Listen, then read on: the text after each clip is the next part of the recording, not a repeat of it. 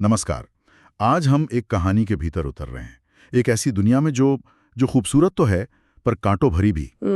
हम बात कर रहे हैं शिवानी जी यानी गौरा पंत की लिखी कहानी करिया छवि की। जी। ये कहानी हमें कुमाऊं की वादियों में ले जाती है, जहां एक औरत कमला समाज की नज़रों में अपनी काली छवि के बावजूद वो आत्मसम्मान और अपनी पहचान के लिए संघर्ष करती है। हाँ, ये एक बहुत ही मार्मिक कहानी है। और हमारी ये चर्चा करिया छवि, आत्मसम्मान और संघर्ष में दिए गए कहानी के मुख्य अंशों और उसके विश्लेषण पर आधारित है। जी। तो आज हमारा इरादा क्या है? हम इस कहानी की परतों को खोलना चाहते हैं। हाँ। समझना चाहते हैं कि कैसे एक साधारण सी लड़की सामाजिक रूढ़ियों, प्रेम की जो जटिलताएं हैं और अपने निजी सपनों के बीच से गुजरती हुई अपनी राह बनाती है। बिल्कुल। ये सिर्फ एक कहानी का सार नहीं, बल्कि उसके गहरे संदेशों को पकड़ने की कोशिश है। चलिए इस कहानी की आत्मा को समझने की कोशिश करते हैं। यहाँ जो बात शुरू से ही ध्यान खींचती है वो ये है कि करिया छवि का मतलब सिर्फ त्वचा का सांवला रंग नहीं है। हाँ, ये बहुत जरूरी बात है। शिवानी जी इसे एक बहुआयामी प्रतीक की तरह इस्तेमाल करती हैं। ये वो पहचान है जिसे समाज कमजोर या आप कह सकती हैं अशुभ मानकर हाशिए पर धकेल देता है। कहानी यही दिखाती है कि कैसे इसी तथाकथित कमी को आत्म जागरूकता और दृढ़ निश्चय से एक असाधारण ताकत में बदला जा सकता है। ये बाहरी रंग पर आंतरिक चमक की जीत की कहानी है असल में। बिल्कुल। कहानी हमें ले चलती है कुमाऊं के एक गांव में। कल्पना कीजिए, वो ऊंचे पहाड़, हरे भरे खेत, बहती नदियां। बहुत सुंदर। प्रकृति यहाँ बहुत उदार है, जीवन सरल लगता है, मेहनती लगता है। लेकिन इसी खूबसूरती के पीछे छिपी है समाज की वो गहरी जड़ें जमा चुकी सोच, मान्यताएं, कठोरता। हाँ, वो सामाजिक ढांचा। सुंदरता के पैमाने तय हैं, औरतों के लिए सीमाएं तय हैं। बिल्कुल। इसी माहौल में पलती बढ़ती है कमला, एक गरीब किसान परिवार की बेटी। पिता दिहाड़ी मजदूर, माँ घर और खेत के काम में खटती हुई। जी। और कमला सांवली, जिसे गांव वाले बिना सोचे समझे काली कमला या करिया छवि वाली कह देते हैं। बचपन से ही। बचपन से उसने ये ताने सुने हैं, महसूस किया है कि उसका रंग उसे दूसरों से अलग और शायद कमतर बनाता है। उस समाज में गोरा रंग ही सब कुछ माना जाता था, सुंदरता, भाग्य, स्वीकार्यता। हाँ, वो एक तरह की मानसिकता थी। पर क्या कमला सिर्फ यही है? उसकी पहचान सिर्फ इतनी ही है? नहीं नहीं, बिल्कुल नहीं। इन तानों और उपेक्षा के शोर के बीच कमला के अंदर एक अलग ही दुनिया पल रही है। वो कुशाग्र बुद्धि की है, पढ़ने लिखने का शौक रखती है। हाँ, ये बात महत्वपूर्ण है। उसकी आंखों में एक सपना पलता है, गांव की दूसरी लड़कियों और औरतों को पढ़ाना, उन्हें हुनर सिखाकर आत्मनिर्भर बनाना, शायद एक छोटा सा स्कूल खोलना। उसकी हंसी में, उसकी बातों में एक अनोखी ताजगी और आत्मविश्वास झलकता है, जो उसकी बाहरी छवि के बिल्कुल विपरीत है। वो सिर्फ सांवली नहीं, वो सलोनी भी है अपने विचारों और हौसलों से। और कमला की इसी आंतरिक सुंदरता को, इसी छिपी हुई आग को पहचानता है प्रकाश। हाँ, प्रकाश। वो भी उसी गांव का है, लेकिन शहर में पढ़ा लिखा है, विचारों से थोड़ा आधुनिक, थोड़ा कह सकते हैं बागी। अच्छा। प्रकाश सिर्फ बाहरी रूप रंग देखने वालों में से नहीं है। वो संवेदनशील है, समझदार है। उसे कमला की बातों में गहराई दिखती है, उसकी आंखों में पलते सपनों का सच दिखता है, और उसकी हिम्मत, वो उसे आकर्षित करती है। वो समाज के बनाए सुंदरता के खोखले पैमानों को नहीं मानता। तो वो कमला को वैसे देखता है जैसी वो है, उसके रंग से परे। बिल्कुल। यहीं से शुरू होता है एक मासूम अनकहा सा रिश्ता। उनकी मुलाकातें बढ़ती हैं, कभी मंदिर की सीढ़ियों पर, कभी नदी किनारे पानी भरते हुए, कभी खेतों में साथ काम करते हुए। बड़ा स्वाभाविक सा। हाँ, बहुत स्वाभाविक। ये मुलाकातें दिखावे से दूर एक गहरे और सच्चे प्यार में बदल जाती हैं। कमला को पहली बार लगता है कि शायद कोई है जो उसे उसके रंग या गरीबी के लिए नहीं, बल्कि उसके असली स्वरूप के लिए चाहता है। एक उम्मीद जगती है उसमें। हाँ, उसे विश्वास होने लगता है कि प्रकाश के साथ मिलकर वो समाज की बनाई दीवारों को लांघ सकती है, अपने सपनों को हकीकत बना सकती है। लेकिन ये इतना आसान कहाँ होता है? बिल्कुल नहीं। यहाँ कहानी का एक अहम पहलू सामने आता है। व्यक्तिगत भावनाएं कितनी भी सच्ची क्यों ना हो, सामाजिक ढांचा उन्हें आसानी से स्वीकार नहीं करता। सही। प्रकाश का परिवार इस रिश्ते के सख्त खिलाफ है। उनके लिए कमला सिर्फ एक गरीब सांवली लड़की है, उनके इज्जतदार घर के लायक नहीं। वही पुरानी सोच। हाँ, गांव में कानाफूसी शुरू हो जाती है। देखो, काली कमला ने कैसे अमीर लड़के को अपने जाल में फंसा लिया। उफ। कमला के अपने माता पिता भी डर जाते हैं। उन्हें लोकलाज की चिंता है, बेटी के भविष्य का डर है, समाज के बहिष्कार का डर है। वो नहीं चाहते कि उनकी बेटी का नाम उछले। ये सामाजिक दबाव, ये तो बहुत भारी पड़ता होगा। बहुत ज्यादा। और ये तब और बढ़ जाता है जब प्रकाश को शहर में एक अच्छी सरकारी नौकरी मिल जाती है। अच्छा। वो कमला से बड़े बड़े वादे करके जाता है कि वो जल्दी वापस आएगा, घर वालों को मनाएगा और उसे सम्मान के साथ ब्याह कर ले जाएगा। उम्मीदें बंधा कर चला जाता है। हाँ, और कमला उम्मीद और इंतजार के सहारे जीने लगती है। लेकिन इंतजार लंबा होता जाता है। दिन हफ्तों में, हफ्ते महीनों में बदलते हैं। प्रकाश की चिट्ठियां आनी कम हो जाती हैं, उनका लहजा वो बदलने लगता है। और फिर एक दिन गांव में खबर फैलती है, प्रकाश ने शहर में अपने बराबर की हैसियत वाली एक गोरी और पढ़ी लिखी लड़की से सगाई कर ली है। ये तो बहुत बड़ा झटका लगा होगा कमला को। वज्रपात की तरह। हाँ। उसका दिल टूट जाता है, विश्वास बिखर जाता है, वो रातें रोकर गुजारती है। लेकिन यहीं हम देखते हैं कि बाहरी छवि के नीचे कमला की असली पहचान आकार ले रही है। अच्छा, कैसे? वो पूरी तरह टूटकर बिखरने से इनकार कर देती है। उसके अंदर का स्वाभिमान जाग उठता है। वो फैसला करती है कि उसकी पहचान, उसकी कार्य छवि को अब समाज के ताने या प्रकाश का धोखा परिभाषित नहीं करेगा। वो अपनी मेहनत, अपनी काबिलियत और अपने सपनों से अपनी एक नई पहचान गढ़ेगी। ये उसके जीवन का, आप कह सकते हैं, एक निर्णायक मोड़ है। वाह, मतलब दुख ने उसे तोड़ा नहीं बल्कि मजबूत बना दिया।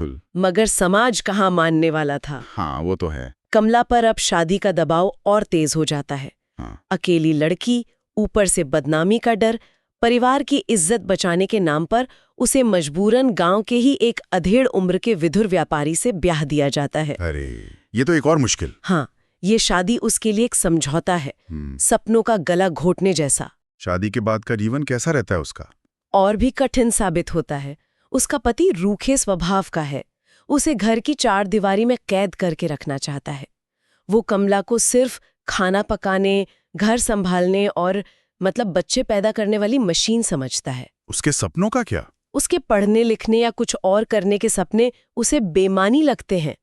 कमला एक घुटन भरी जिंदगी जीने को मजबूर हो जाती है। पर ध्यान देने वाली बात यह है कि कमला की आंतरिक शक्ति मरी नहीं है, वो बस दब गई है। अच्छा। वो पूरी तरह हार नहीं मानती। पति और समाज की नजरों से छिपकर वो गांव के गरीब बच्चों को अपने घर के पिछवाड़े में इकट्ठा करके अक्षर ज्ञान देना शुरू करती है। अरे वाह, चुपके चुपके। हाँ, आस पड़ोस की कुछ औरतों को भी चुपके चुपके सिलाई कढ़ाई सिखाती है ताकि वो भी 2 पैसे कमा सकें। ये छोटे छोटे कदम उसके विद्रोह का, उसकी जिजीविषा का प्रतीक हैं। वो अंधेरे में एक छोटा सा दिया जलाए रखने की कोशिश कर रही है। ये कमाल की बात है, वो रुकी नहीं। विश्वास से भरा प्रकाश नहीं है जो गांव छोड़कर गया था। तो फिर उसकी शहरी सगाई टूट चुकी है, शायद इसलिए कि वो लड़की उसके गांव की पृष्ठभूमि और परिवार को स्वीकार नहीं कर पाई। प्रकाश टूटा हुआ है, भ्रमित है और शायद अपराध बोध से ग्रस्त है। कर्मा शायद। वो कमला से मिलता है, उससे माफी मांगता है, कहता है कि उसने बहुत बड़ी गलती की, कि वो कमला के बिना अधूरा है और अब उसे वापस पाना चाहता है। और वो क्या सोचता है? कमला उसका इंतजार कर रही होगी। हाँ, शायद यही सोचता है। यह क्षण कहानी के मर्म को उजागर करता है, क्योंकि अब पासा पलट चुका है। कैसे? कमला अब वो बेबस इंतजार करती लड़की नहीं है। इन सालों के संघर्ष ने उसे बदल दिया है, उसे मजबूत बना दिया है। हाँ, वो अब पहले वाली कमला नहीं रही। वो बहुत शांत और दृढ़ स्वर में प्रकाश को जवाब देती है, प्रकाश, तुमने तब मुझे और मेरी इस करिया छवि को अपनाने से इनकार कर दिया था। तुमने समाज के डर से मेरा साथ छोड़ दिया। सीधा जवाब। लेकिन वो कहती है, मैंने मुश्किलों के बावजूद अपनी हिम्मत, अपनी ताकत और अपने सपनों को कभी नहीं छोड़ा। क्या बात है। उसका ये जवाब सिर्फ इनकार नहीं है, ये उसके आत्मसम्मान की घोषणा है। ये उसकी सालों की आंतरिक यात्रा का निचोड़ है। सही। वो प्रकाश को माफ कर देती है, उसके मन में कड़वाहट नहीं है, लेकिन वो उसके साथ वापस जाने से साफ इनकार कर देती है, मना कर देती है। हाँ, वो कहती है कि अब उसका रास्ता अलग है, उसकी मंजिलें अलग हैं, उसकी जिंदगी में अब उन बच्चों और औरतों की जिम्मेदारी है जिनके लिए वो काम कर रही है। ये वाकई एक जरूरी सवाल हमारे सामने रखता है। क्या? कि क्या माफी का मतलब हमेशा पुराने रिश्ते में वापस लौटना होता है, या सच्ची माफी दूसरे को उसकी चुने हुए रास्ते पर शांति से आगे बढ़ने देना भी है? बिल्कुल। और कमला ने अपने लिए दूसरा रास्ता चुना था, आत्मनिर्भरता और सेवा का। और कमला अपने इस चुने हुए रास्ते पर आगे बढ़ती है। धीरे धीरे उसका काम रंग लाने लगता है। अच्छा। वो गांव में एक छोटा सा अनौपचारिक स्कूल स्थापित कर लेती है, जहां बच्चे पढ़ने आते हैं। वो गांव की औरतों का एक समूह बनाती है, उन्हें सिलाई, कढ़ाई, अचार, मुरब्बे बनाना सिखाती है। कमाल है। उनके बनाए सामान को शहर में बेचने का जरिया भी ढूंढती है। वो सिर्फ उन्हें हुनर नहीं दे रही, बल्कि आत्मविश्वास और आर्थिक स्वतंत्रता भी दे रही है। काली कमला अब कमला दीदी बन गई है। हाँ, बिल्कुल। इसी दौरान उसकी जिंदगी में एक और इंसान आता है, रमेश। रमेश? ये कौन है? रमेश गांव का एक साधारण, मेहनती और नेक दिल युवक है। वो कमला के रंग रूप को नहीं, बल्कि उसके काम, उसकी हिम्मत और उसके जुनून को देखता है। अच्छा, ये हुई ना बात। वो उसके संघर्ष का सम्मान करता है। वो कमला के व्यक्तित्व से प्रभावित होकर उसे शादी का प्रस्ताव रखता है। तो क्या कमला मान जाती है? यहाँ कमला का निर्णय फिर से पारंपरिक सोच को चुनौती देता है। अच्छा। वो जानती है कि रमेश एक अच्छा जीवन साथी बन सकता है, लेकिन अब वो शादी के बंधन में बंधकर अपनी मुश्किल से हासिल की हुई आजादी और अपने बड़े लक्ष्य को सीमित नहीं करना चाहती। उसका जीवन अब सिर्फ उसका नहीं, बल्कि उन कई लोगों से जुड़ गया है जिनके लिए वो प्रेरणा बन चुकी है। सही। वो रमेश का प्रस्ताव विनम्रता से अस्वीकार कर देती है, लेकिन उसकी दोस्ती और सहयोग को स्वीकार करती है। शादी नहीं, पर दोस्ती। हाँ, और रमेश भी उसकी भावनाओं का आदर करता है। वो पति बनने की जिद नहीं करता, बल्कि एक सच्चे साथी और सहयोगी की तरह उसके काम में हाथ बटाने लगता है। ये रिश्ता तो पारंपरिक पति पत्नी के रिश्ते से कहीं ज्यादा बराबरी और सम्मान का लगता है। बिल्कुल। कहानी का अंत किसी पारंपरिक रोमांटिक कहानी जैसा सुखद नहीं है, जहां नायक नायिका मिल जाते हैं, और शायद यही शिवानी जी की खूबी है। हाँ, ये यथार्थ के करीब है। कमला अकेली है, अगर पारंपरिक नजरिए से देखें तो। उसकी जिंदगी में कोई रोमांटिक साथी नहीं है। प्रकाश भी गांव में ही रहता है, कभी कभी स्कूल के काम में मदद करता है, लेकिन अब वो सिर्फ एक अतीत का हिस्सा है जिससे कमला बहुत आगे निकल चुकी है। सही। लेकिन अगर हम इसे व्यापक दृष्टिकोण से देखें तो कमला अकेली कहाँ है? हाँ, ये बात भी है। उसके साथ पूरा गांव है, वो बच्चे हैं जिनका भविष्य वो संवार रही है, वो औरतें हैं जिन्हें उसने अपने पैरों पर खड़ा होना सिखाया है। उसे असली खुशी और संतुष्टि किसी एक व्यक्ति के प्रेम में नहीं, बल्कि अपने काम में, अपने समुदाय पर पड़ रहे सकारात्मक असर में और अपनी मेहनत से अर्जित स्वतंत्रता और आत्मसम्मान में मिल रही है। ये बहुत गहरी बात है। वो साबित करती है कि औरत की सार्थकता सिर्फ पत्नी या प्रेमिका होने में नहीं है। कहानी के अंत का एक दृश्य बहुत प्रभावशाली बताया गया है। हाँ, वो नदी किनारे वाला। कमला बैठी है, उसके चारों ओर स्कूल के बच्चे और गांव की कुछ औरतें हैं। वो शांत है, संतुष्ट है, जैसे वो बिना कहे कुछ कह रही हो। बिल्कुल। वो मानो बिना कहे एक संदेश दे रही है, जिंदगी तुम्हें कोई भी नाम दे, कोई भी छवि चिपकाए, अगर तुम्हारे अंदर हौसला है और आंखों में सपने हैं तो तुम अपना रास्ता खुद बना सकती हो। अपनी ताकत को पहचानो और उसे कभी मत छोड़ो। वाह। यहीं आकर करिया छवि का अर्थ पूरी तरह बदल जाता है। कैसे? जो समाज के लिए एक दाग था, एक कमी थी, कमला ने उससे अपनी पहचान, अपनी शक्ति, अपनी आंतरिक सुंदरता का प्रतीक बना दिया। उसने साबित किया कि असली रंगत त्वचा की नहीं, बल्कि चरित्र, कर्म और आत्मा की होती है। उसकी करिया छवि अब उसके संघर्ष, उसकी जीत और उसकी चमक का पर्याय बन गई है। सच में ये कहानी हमें सोचने पे मजबूर करती है। शिवानी जी ने कितने सहज ढंग से औरत की भीतरी ताकत, समाज के दोहरे मापदंड, सपनों और यथार्थ के बीच के द्वंद्व को बुना है। हाँ, बुनावट कमाल की है। और कुमाऊं का वो पहाड़ी परिवेश, उसकी सुंदरता, उसकी कठिनाइयां, वहां के लोगों की सादगी और जटिलता, सब मिलकर कहानी को इतना वास्तविक और मार्मिक बना देते हैं। जी, पढ़ते हुए या सुनते हुए ऐसा लगता है जैसे हम खुद उस काम का हिस्सा हैं। कमला के हर दुख, हर संघर्ष और हर छोटी जीत को महसूस कर रहे हैं। बिल्कुल सही कहा। और हमें ये समझना होगा कि ये कहानी प्रेम की असफलता से कहीं ज्यादा आत्मसम्मान की विजय की कहानी है। हाँ, ये ज्यादा सटीक है। ये समाज की उन संकीर्ण परिभाषाओं को चुनौती देती है जो सुंदरता को सिर्फ गोरे रंग से और सफलता को सिर्फ शादी या दौलत से जोड़कर देखती हैं। सही। कमला की यात्रा हमें सिखाती है कि बाहरी परिस्थितियों से हार मानने के बजाय अपनी आंतरिक शक्ति को पहचानना और अपने बनाए मूल्यों पर टिके रहना ही असली जीत है। ये व्यक्तिगत मुक्ति की कहानी है। तो कुल मिलाकर करिया छवि पर हमारी ये चर्चा हमें यही दिखाती है कि कैसे इंसान अपनी कथित कमियों को अपनी सबसे बड़ी ताकत बना सकता है।